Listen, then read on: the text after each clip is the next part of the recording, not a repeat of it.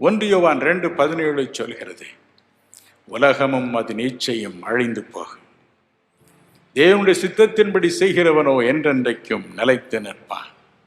உலகமும் அதன் இச்சைகளும். என் அன்புக்குரியவர்களே, இந்த இச்சை எங்கே தோன்றியது? தேவன் படைத்த ஆதாம் ஏவாள் மத்தியில் ஏதேன் தோட்டத்தில் பிறந்தது. 2 பேதுரு 1:4 பேதுரு அடிகள் கூறுகின்றார், இச்சையினால் உலகத்திற்கு வந்த கேடு என்று. ஆம், தேவன் ஆதாமை உண்டாக்கினார், ஏவாளை உண்டாக்கினார். நீங்கள் எல்லாவற்றையும் புசிக்கலாம் ஆதாம், நீ எல்லாவற்றையும் புசிக்கலாம், ஆனால் நன்மை தீமை அறியும் சக்தியை கொடுக்கும் இந்த மரத்தின் கனியை மட்டும் புசிக்க வேண்டாம் என்றார். ஆதியாகமம் 2:17. ஆனால் சர்ப்பத்தினால் வஞ்சிக்கப்பட்ட ஏவாள் ஆதியாகமம் 3:6 படி அதே கனியை உற்று பார்த்தாள்.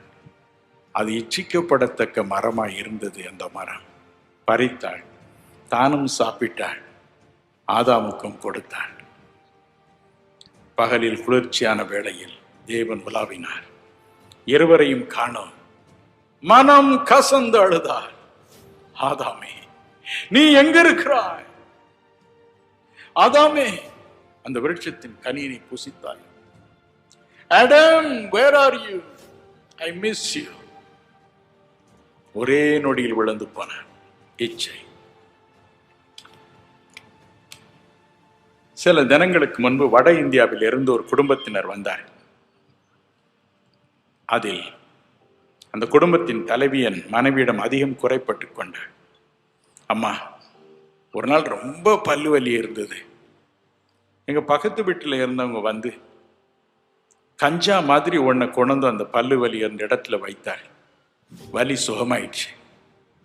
ஆனால் அதன் பிறகு என்னால் அதை விடவே முடியவில்லை. தினமும் காலையில் எழுந்து அந்த கஞ்சாவை வாயிலே வைத்தால்தான் வேலை செய்ய முடிகிறது. ஐயோ, இந்த இச்சையை என்னால் விட முடியவில்லையே. ஜெர்மனி நாட்டிற்கு ஒரு விசை நாங்கள் போயிருந்தோம்.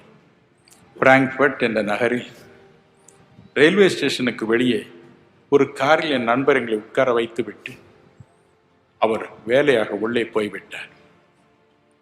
ரயிலில், ஒவ்வொரு ரயிலிலும் ஏராளமான மக்கள் கோட்டு சூட்டு அணிந்து வெளியே வருகிறார்கள்.